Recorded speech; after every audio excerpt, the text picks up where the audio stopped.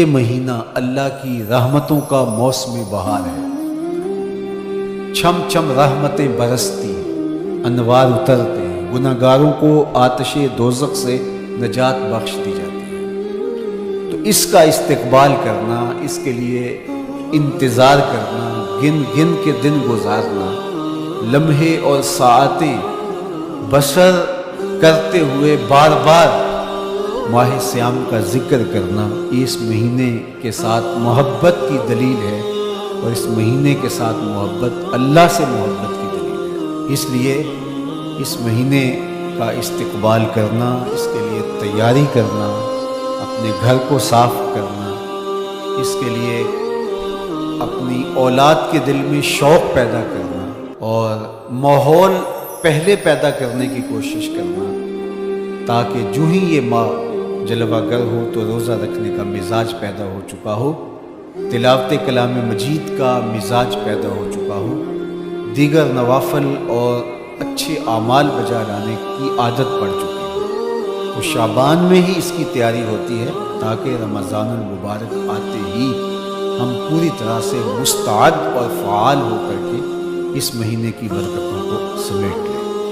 اللہ کے محبوب علیہ السلام نے ارشاد فرمایا کہ جب ماہ سیام آتا ہے فتحت ابواب الجنہ، تو جنت کے 8 دروازے کھول دیے جاتے ہیں، اور جنت کے 8 دروازوں میں سے ایک دروازے کا نام باب الریان رکھا گیا ہے، جو صرف روزہ داروں کے اعزاز و تکریم کے لیے ہے۔ روزہ دار اس دروازے سے گزر کے جنت جائے۔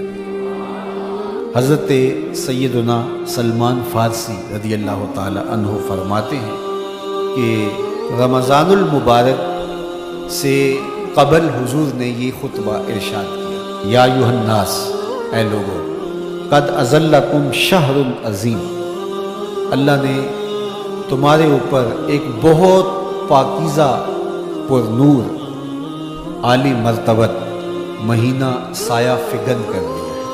شہر فیہ لیلۃ خیر من الف شہر، اس مہینے میں ایک ایسی رات ہے جو 1000 مہینے سے بہتر ہے۔ جعل اللہ صیامہ فریدہ و قیام لیلۃ تطوع، اس مہینے کے دن کے روزے فرض قرار دیے گئے اور راتوں کا قیام نفل بنایا گیا۔ ومن تقرب فیہ بخصلۃ من الخیر کان کمن ادى فریدۃ فیما سواہ، ایک نفل کا ثواب ایک فرض کے برابر اس مہینے میں کر دیا جاتا ہے۔ ومن ادى فریدۃ کان کمن ادى 70 فریدۃ فیما سواہ، اور اگر کوئی ایک فرض ادا کرتا ہے تو اس کو 70 فرائض کا ثواب ملتا ہے۔ وہو شہر الصبر، یہ مہینہ صبر سے کھاتا ہے، ہونے کے باوجود بھی انسان تناول نہیں کرتا، ٹھنڈا میٹھا مشروب میسر ہے اور زبان کانٹا بن گئی، حلق خشک ہو گیا، لیکن اس کے باوجود بھی ایک گھونٹ حلق سے نیچے اتارنے کا روادار نہیں ہوتا، تو یہ صبر کی عادت ڈالتا ہے۔ اور سنو، صبر کا ثواب جنت ہے۔ وشہر المواسات، اور یہ ہمدردی کا مہینہ ہے، باہمی پیار کا مہینہ ہے، الفتیں بانٹنے کا مہینہ ہے، نرم دلی کا مہینہ ہے، ایک دوسرے کے احساس کا مہینہ ہے۔ جب کوئی شخص بھوک اور پیاس کاٹتا ہے تو اس کو پھر محسوس ہوتا ہے، بالخصوص امراء، کہ بھوک کیا بلا ہوتی ہے، اور جو نان شبینہ کو ترستے ہیں اور جنہیں کھانا میسر نہیں آتا، ان کی زندگیاں کتنی تلخ ہوتی ہیں۔ تو بھوک اور پیاس احساس پیدا کرتی ہے۔ وَشَهْرٌ يُزَادُ فِيهِ رِزْقُ الْمُؤْمِنِ، اور یہ ایسا مبارک مہینہ ہے جس میں مومن کا رزق بڑھا دیا جاتا ہے۔ غرباء تک بھی اللہ کی نعمتیں وہ پہنچتی ہیں جو عام دنوں میں ان کو میسر نہیں ہوتی، اور امراء بھی نعمتوں کا لطف لیتے ہیں، اس لیے کہ بھوک کاٹنے کے بعد جب ان کو نعمت میسر آتی ہے تو پھر انہیں احساس ہوتا ہے۔ وَمَنْ فَطَّرَ فِيهِ صَائِمًا كَانَ مَغْفِرَةً لِذُنُوبِهِ، جس نے روزہ دار کا روزہ افطار کروایا، یہ افطاری گناہوں کی مغفرت اور آتش دوزخ سے گردن کی آزادی کا مجدہ جاں فضا بن جائے گا۔ وَقَانَ لَهُ مِثْلُ أَجْرِهِ مِنْ غَيْرِ أَنْ يَنْقُصَ مِنْ أَجْرِهِ شَيْءٌ، اور روزہ افطار کروانے والے کو روزہ رکھنے والے جتنا اجر ہی دیا جائے گا۔ لیکن روزہ رکھنے والے کے اجر میں بھی کوئی کمی نہیں واقع ہوگی۔ تو صحابہ کا تو دل تڑپنے لگا کہ یہ کتنی بڑی بات ہے۔ انہوں نے کہا اے اللہ کے پیارے رسول صلی اللہ علیہ وسلم، ہم میں سے تو ہر بندہ یہ طاقت نہیں رکھتا کہ روزہ دار کو روزہ افطار کروا دے، تو یہ تو پھر اہل زر ہی یہ سعادت حاصل کر پاتے ہیں۔ حضور نے ارشاد فرمایا یؤتی اللہ ھذا الثواب، یہ ثواب اللہ اسے شخص کو بھی عطا کرے گا۔ من فطر صائما علی مذقۃ لبن او تمرۃ او شربۃ من ماء، جس نے کسی کا روزہ ایک گھونٹ دودھ سے کھلوا دیا یا ایک کھجور سے کھلوا دیا یا پانی کے ایک گھونٹ سے اس کا روزہ افطار کروا دیا۔ ومن اشبع صائما، اور جس نے صحیح اہتمام کے ساتھ روزے دار کو اچھا کھانا کھلایا، اچھی پرتکلف افطاری دی، سقاہ اللہ من الحوض شربۃ لا یظمأ حتی یدخل الجنہ، اس کو حوض کوثر سے ایسا جام ملے گا 50,000 سال کے دن میں اس کو دوبارہ پیاس نہیں لگے، یہاں تک کہ جنت میں چلا جائے گا۔ فرمایا وَهُوَ شَهْرٌ أَوَّلُهُ رَحْمَةٌ، یہ وہ مہینہ ہے جس کے پہلے 10 دن رحمت ہے، اور اس کا درمیانی اشرا اوسطہ وہ مغفرت ہے، وآخرہ عتق من النار، اور اس کا آخری اشرا جو ہے وہ آتش دوزخ سے نجات کا ضامن ہے۔ کہا کہ 4 کام اس مہینے میں کثرت کے ساتھ کرو، وہ 2 خصلتیں، 2 کام جن کے ذریعے سے تم اپنے رب کو راضی کر سکو۔ فشہادۃ اللہ الہ الا اللہ، وہ گواہی دینا ہے لا الہ الا اللہ، وتستغفرونہ، اور تم کثرت سے استغفار کرو، اللہ سے بخشش مانگو، اللہ سے جنت طلب کرو اور دوزخ سے پناہ مانگو۔ تو یہ کام جو تمہاری ضرورت ہے تم اس مہینے میں کثرت کے ساتھ کرو۔ روزہ فرض کیوں کیا گیا؟ سویر سے لے کر شام تک سب کچھ ہونے کے باوجود بھوک اور پیاس میں وقت گزارنا، اور میسر ہونے کے باوجود ایک گھونٹ بھی حلق سے نیچے نہ اترنے دینا، آخر اس میں کیا حکمت تھی؟ تو یہ بات اچھی طرح سے ہمیں سمجھ لینی چاہیے کہ یہ صرف کھانے پینے کو ترک کر دینا ہی نہیں ہے، بلکہ ان مقاصد جلیلہ کے حصول کے لیے روزہ رکھا جاتا ہے جو مومن کی زندگی کا مقصود ہے۔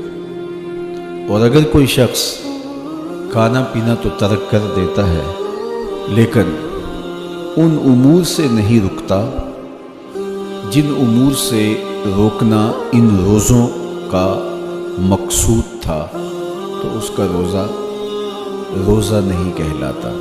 میرے اور آپ کے آقا و مولا حضور نبی رحمت صلی اللہ علیہ وآلہ وسلم نے ارشاد فرمایا من لم یدع قول الزور والعمل بہ فلیس للہ حاجۃ فی ان یدع طعامہ وشرابہ، جس نے جھوٹ اور اس پر عمل کرنا نہ چھوڑا، جھوٹے کام ترک نہیں کیے، اس کا بھوکا اور پیاسا رہنا اللہ کو منظور نہیں۔ اللہ کو کوئی ضرورت نہیں کہ وہ بھوک اور پیاس کاٹے۔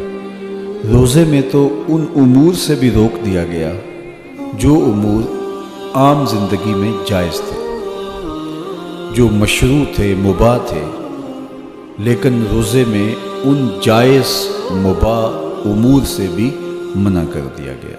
طیب اور طاہر کھانے، خوبصورت مشروب، ان سے روک دیا گیا۔ آپ آب زمزم بھی نہیں پی سکتے جبکہ وہ متبرک پانی ہے۔ شہر مدینہ میں بیٹھ کر شہر مدینہ کی پکی ہوئی کھجوریں بھی آپ نہیں لے سکتے، اس لیے کہ آپ روزے سے ہیں۔ تو روزے میں آپ کو متبرک چیزیں کھانے سے بھی روک دیا گیا، متبرک مشروب پینے سے بھی منع کر دیا گیا۔ تو مجھے بتائیے، جو رب آپ کو متبرک مشروب اور پاکیزہ کھانوں سے بھی ایک مخصوص وقت کے لیے روک رہا ہے، تو جن امور سے عام زندگی میں شریعت اسلامیہ نے ہمیں منع کیا، ہمارے رب نے ہمیں منع کیا، تو اگر روزے کے دوران ہم وہ امور بجا لائیں تو پھر روزے کی مقصدیت حاصل نہیں ہوگی۔ تو اسی لیے فرمایا جس نے جھوٹ اور جھوٹے کام نہیں چھوڑے، اس کے بھوکا اور پیاسا رہنے کی اللہ کو کوئی ضرورت نہیں ہے۔ تو وہ یہ چاہتا ہے کہ میرے بندے ان امور سے بھی جب رک جائیں گے جن امور سے عام زندگی میں نہیں روکا گیا، تو وہ لازمی طور پہ ان امور سے رکنے کی کوشش کریں گے جن امور سے اسے منع کیا گیا ہے۔ تو جب یہ چیز انسان کا فہم، انسان کی عقل اور انسان کی خرد طے کرتی ہے تو پھر لامحالہ طور پہ رکنے کی عادت اس کے اندر تقوی کی نشأت کا ذریعہ بنتی ہے۔ آپ نے عمومی طور پہ دیکھا ہوگا کہ رمضان المبارک کا ماہ نور جب اختتام کو پہنچتا ہے، ہمارے سامنے عید کے 2-4 دن بھی یہ مشق رہتی ہے، اچانک کوئی مشروب آیا اور پینے لگے تو رک گئے، وہ کہیں ہمارا روزہ تو نہیں، لیکن پھر خیال آتا نہیں ہم روزے تو نہیں ہیں، آج تو عید کا دن ہے، تو ہم پی لیتے ہیں۔ چونکہ پورا مہینہ دن بھر ہم مشروبات سے رکے رہے اور آج بھی دن کے اجالے میں ہمیں پانی دیا گیا تو ایک دم ہمیں جھجک پیدا ہوئی، لیکن پھر ہمیں یاد آیا کہ اب روزے بیت گئے ہیں اور میں روزے سے نہیں ہوں۔ تو جو چیز جائز اور مشروع تھی، ایک وقت کے لیے اس چیز سے بھی ہم رکے تو ہماری طبیعت کے اندر یہ ملکہ پیدا ہو گیا کہ ہم اس سے رکنے کا مزاج پیدا کر لیتے ہیں۔ تو اگر ہم ان امور سے رک جاتے ہیں جن کو شریعت اسلامیہ نے منع کیا ہوا ہے، تو پھر دوبارہ جب اس کو کرنے لگتے ہیں تو پھر ہمارا ہاتھ بھی رکے گا اور پھر ہم مستقل اپنے ہاتھ کو روک سکتے ہیں کہ ہاں میاں یہ روزے میں بھی چیزیں منع تھیں اور روزے کے بعد بھی یہ چیزیں ہمارے اوپر منع ہیں۔ تو ایک ملکہ پیدا ہو جائے گا ان امور منہیات سے رکنے کا، ان سے باز رہنے کا۔ تو گویا یہی تقوی ہے کہ جو اللہ جل شانہ نے ہمارے اوپر حرام کیا ہے اس سے ہم رک جائیں، جس کام کے کرنے کا حکم دیا ہے اس کام کو ہم بجا لائیں۔ جس طرح ڈھال آپ کر دیتے ہیں جنگ میں برستے ہوئے تیروں کے سامنے، تو وہ تیر ڈھال سے ٹکرا کے گر جاتے ہیں اور آپ کو نقصان نہیں پہنچتا، تو روزہ بھی آتش دوزخ سے ڈھال ہے، جہنم کی آگ سے بچانے والا۔ روزے دار کو اللہ کی خاص رحمت نصیب ہوتی ہے۔ ایک حدیث میں آتا ہے کہ روزے دار کو 2 خوشیاں نصیب ہوتی ہیں۔ ایک خوشی اسے تب ملتی ہے جب وہ روزہ کھولتا ہے، جب سارے دن کی بھوک اور پیاس کاٹنے کے بعد شام کے لمحے ہوتے ہیں اور پھر روزہ منزل تک پہنچتا ہے، تو کس مسرت اور خوشی اور سرشاری کے عالم میں روزہ دار ہوتا ہے کہ شکر ہے کہ اتنی لمبی اور اتنی سخت گرمی کے ماحول کی شدت کے باوجود اللہ تعالیٰ نے مجھے روب منزل کیا، تو اس وقت ایک احساس اس کے ساتھ جڑا ہوتا ہے۔ اور پھر جب وہ ٹھنڈا اور میٹھا مشروب اپنے کام و دہن میں ٹپکاتا ہے اور وہ ٹھنڈا میٹھا مشروب اس کی رگوں کو تر کرتے ہوئے معدے کی طرف بڑھ رہا ہوتا ہے، اس کی زبان بولے نہ بولے دل اللہ کا شکر ادا کر رہا ہوتا ہے، اس کا ایک ایک عضو بدن رب کا شکرانہ ادا کر رہا ہوتا ہے۔ وہ ٹھنڈا اور میٹھا مشروب رگوں کو تر کرتا ہوا آگے بڑھتا چلا جاتا ہے، لیکن شکرانے کا وہ پیکر بن جاتا ہے۔ وہ ایک مسرت، ایک خوشی کا عالم ہوتا ہے کہ روزہ بھی نب گیا، سارے دن کی تکلیف بھی کٹ گئی اور اللہ نے مجھے افطار کے لمحوں تک پہنچایا۔ فرمایا روزے دار کو ایک خوشی تب ملتی ہے جب وہ روزہ کھولتا ہے، وَفَرْحَةٌ عِنْدَ لِقَاءِ رَبِّهِ، اور دوسری خوشی روزہ دار کو تب ملے گی جب روزے کے صلے میں اللہ اپنا دیدار عطا فرمائے۔ بنی آدم کے جتنے بھی عمل ہیں 10 سے لے کر 700 گنا تک اس کا ثواب اولاد آدم کو اس کا دیا جاتا ہے۔ جتنا گڑ ڈالو اتنا ہی میٹھا، تو بعض کو 10 گنا، بعض کو 70 گنا، بعض کو 100 گنا، بعض کو 700 گنا، تو 10 سے لے کر 700 گنا تک بندے کے اعمال کا صلہ دیا جاتا ہے۔ لیکن میرے حضور نے فرمایا لیکن روزہ جو ہے اللہ فرماتا ہے وہ میرے لیے ہے اور اس کا اجر میں خود عطا کروں۔ جب وہ خود عطا کرے گا تو کتنا عطا کرے گا؟ سخی اتنا بڑا ہو تو پھر کیا عطا کرے گا؟ بلکہ بعض نے اس کو عجزی بہی کی بجائے عجزہ پڑھا ہے، صیغہ مجہول، کہ روزہ میرے لیے ہے اور اس کی جزا میں خود ہوں۔ باقی اعمال کی جزا جنت ہے، جنت کی نعمتیں ہیں اور بہت کچھ ہے، لیکن روزے کی جزا میں ہوں۔ اور جس کو وہ خود مل گیا پھر جنت میں مل گئی، جنت والا جو مل گیا پھر جنت بھی مل گئی، جنت کی نعمتیں بھی مل گئی۔ تو روزہ اللہ کی خوشنودی کا ذریعہ ہے، اس کی رضا کا ذریعہ ہے۔ تو خوش نصیب لوگ روزے کی برکتیں حاصل کرتے ہیں۔ اور ایک روایت میں آتا ہے جب رمضان المبارک کا آغاز ہوتا ہے، اللہ اہل ایمان کو، اپنے بندوں کو محبت کی نظر سے دیکھتا ہے، اور اللہ جس کو محبت کی نظر سے دیکھ لے پھر اسے کبھی عذاب نہیں دے گا۔ اللہ اکبر۔ تو یہ روزہ دار کے لیے اللہ کی کرم نوازیاں ہیں، اللہ کی رحمتوں کے اجالے ہیں جو اس کے اوپر برستے ہیں۔ تو میں اور آپ اس ماہ انور کو، اس ماہ نور کو اس طرح سے گزاریں کہ ہمارے اندر کے پاپ دھل جائیں، ہماری غلاظتیں گناہوں کی مٹ جائیں، ہمارا سینہ صاف ہو جائے، ہم اہل ایمان کے لیے کشادہ دل ہو جائیں، ہمیں جو ہے وہ جھوٹ سے، تکبر سے، بخل سے، ریا سے اور دیگر امور بد سے اجتناب کرنے کی عادت پڑ جائے۔